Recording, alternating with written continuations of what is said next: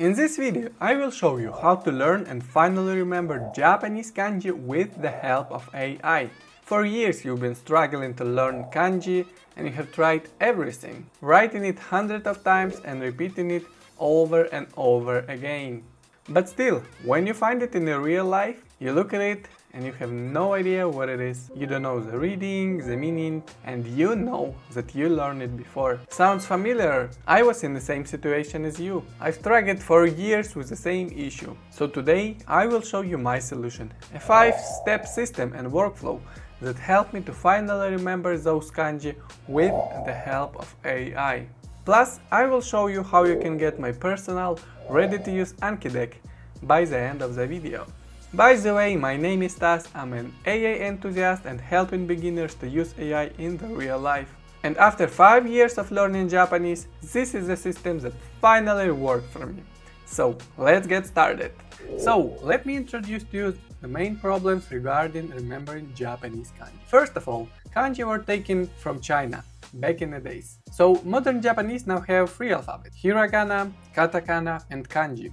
The problem with kanji is that it has multiple readings: original, onyomi from Chinese, and kunyomi from Japanese. Some kanji like this one have multiple readings, like 5 or more, so there is no way to remember all of the readings if you don't have any context. So another problem that often occurs to me is the following: you see the kanji and then this happens. And I think that the visual recognition is the most frustrating one, because you put in the effort, but you still can't remember it. You learn it very hard and it all looks similar. So here comes my 5-step solution to address all of those issues. So step number 1, have a list of kanji to learn from. Currently I'm learning kanji for JLPT and 3 level using the book Nihongo Somatome. I don't have a real book, so I'm using simple PDF. I also have my special list from this book that I'm using for my kanji package. But more about that later on. So JLPT is a Japanese language proficiency test. The test is designed for foreign learners and groups kanji by proficiency level, and 5 being the easiest one and N1 is the hardest one. The kanji list from this book is divided into different themes related to real life, such as bus, train, hospital, city map, etc. Or you can use Kanji Kantei. This is a Japanese kanji aptitude test, which is based on the grade levels at which native Japanese children learn kanji. Level 10 being the easiest one, level 1 is the hardest one. Step number 2. Use story mnemonics to remember the kanji. So, how do you remember the kanji? Visually. Remember its meaning and its reading. Here comes my main idea for this approach. We will use mnemonics, a popular method used by James Hakes and his book Remembering the Kanji. So the idea is to break down big complex kanji into small, manageable pieces, the radicals, and assign meaning to each small part. And later on, you create a story that combines all of these meanings. Let's open the Vanikani website and let's see the breakdown of the kanji that you want to learn. So today we're going to learn the kanji dangerous. As you can see, kanji dangerous is combined with 3 radicals: prison, cliff, and snake. You can enter in each of the radicals and you can see that the meaning of this radical is a prison, and you have a little small story and explanation why this is a prison. The same goes for cliff and the same goes for the snake. After you remember the mini radical, you create a story, and luckily for us we have already a story created by Vanikani and we're going to use this story. So for this kanji to remember, we're going to be using these mnemonics. There is a prison on a cliff surrounded by snakes. Now that's a dangerous place. So the dangerous is a meaning for this kanji. And as you can see in the kanji itself, you can find here is a prison, here is a cliff, and here is a snake. So what's missing right now is the reading. We go next and we find the mnemonics for reading. Luckily for you, even though you're stuck in a dangerous place, there is hope.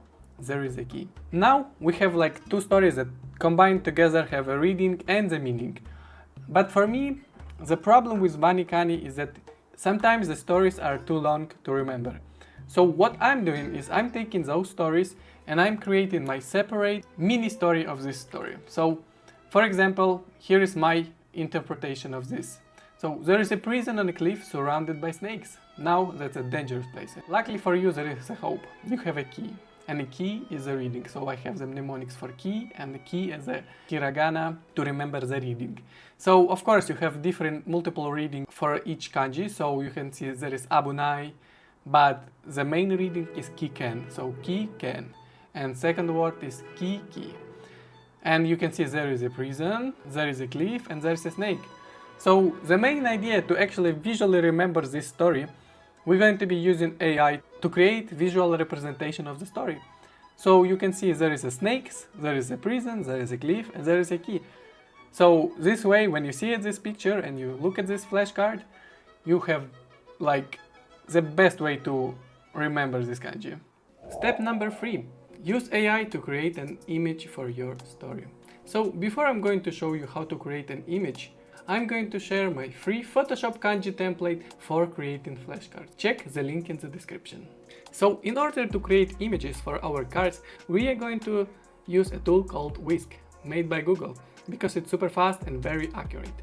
It's not available in all countries, so you might need to use a VPN to connect to USA, for example, to be able to access the website. I'm using NordVPN, so if you don't have any VPN, you can use my affiliate link in the description. Whisk is free to use, so you can have as many generations as you want. Okay, so let's take a look at the example how we can take the story and create a mini image out of it.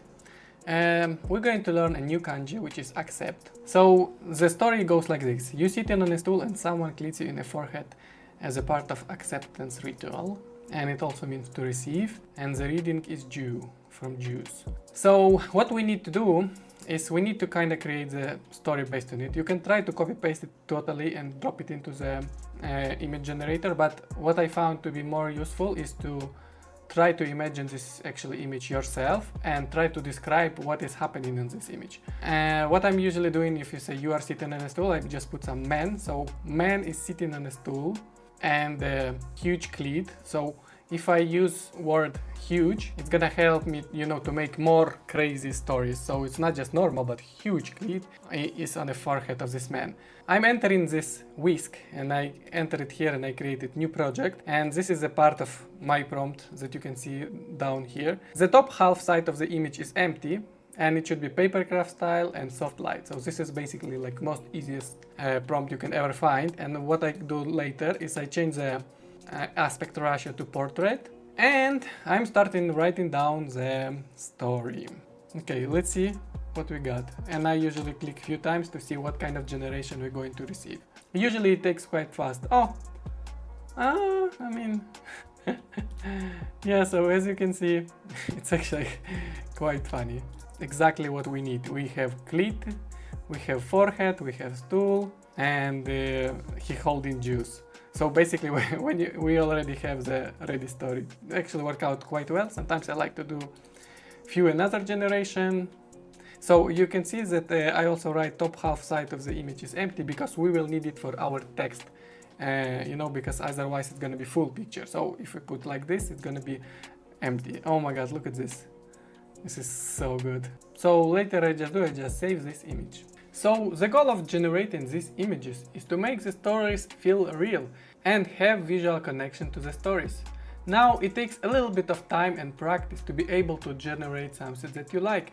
So usually I just make images until I have something that I really like and I think that the image is representing the story in the best way. And of course it should look beautiful. Step number 4. Use Photoshop to create a beautiful flashcard. So now that we have an image of the story, we need to add the kanji to the flashcard, so we have a better connection with the story. I usually use Photoshop. If you don't have it or you don't know how to use it, you can go to the free alternative photopea.com. It's free and online, so you can use it as much as you want. Okay, let's drag and drop a picture that we downloaded to the template. This is a free template that you can download from the link in the description. So as you can see, it fits to the here if you drop it to the main image, but we need to increase it a little bit.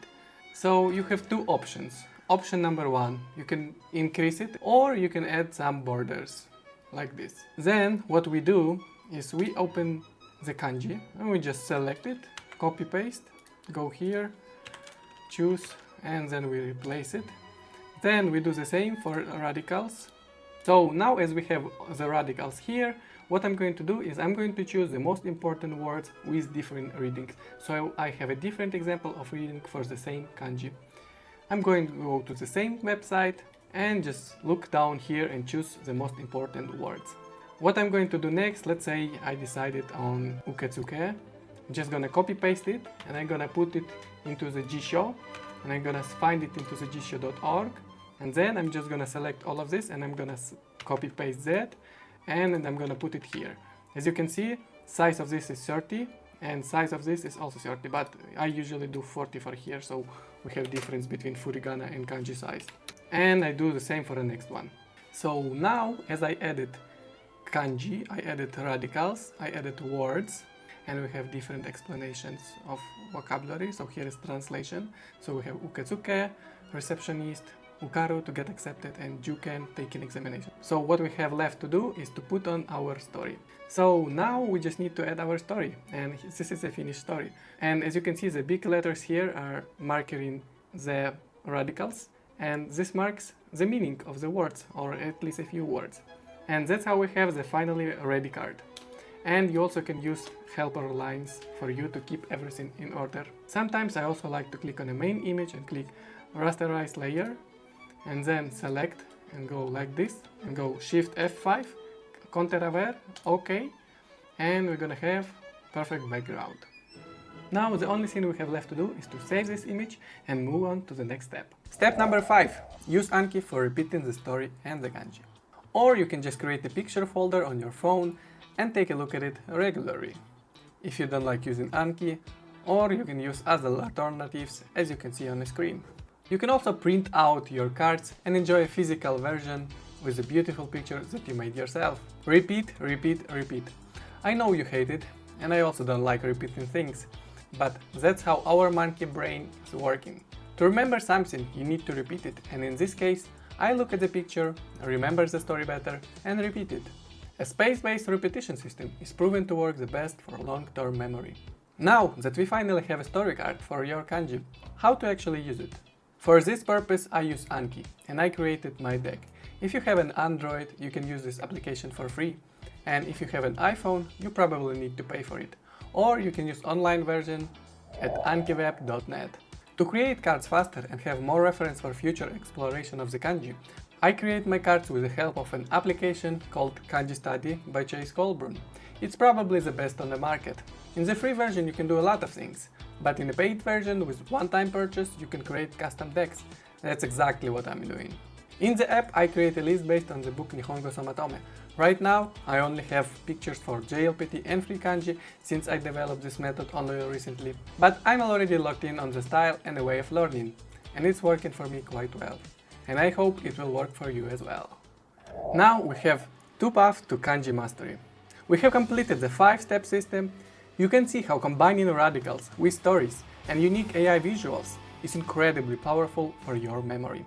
But as you probably just realized, while the system is effective, it takes significant amount of time to generate the perfect image, refine the story, and build every single card yourself. One card takes around 30 minutes to create if you are fast enough and you stay in sharp focus. So I created 2 clear paths for you, depending on how much time you have. Path number 1, the do-it-yourself method.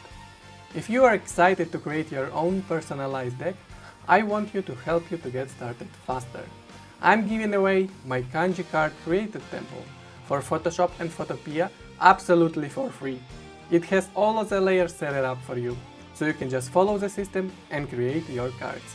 You can check the link in the description. It's my gift for you for checking out the video.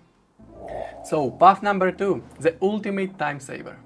Now, if you look at that 5-step process and thought, wow, that's amazing, but I don't have the time for all of that, then this is for you. I've spent hundreds of hours creating, curating and organizing everything into a single, done-for-you solution. The ultimate and free kanji memory pack. This is the deck that I use every single day.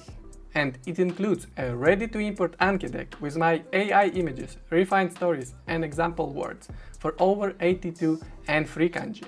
It also has the complete kanji image pack as separate images, so you can use them in any app you want or print them out.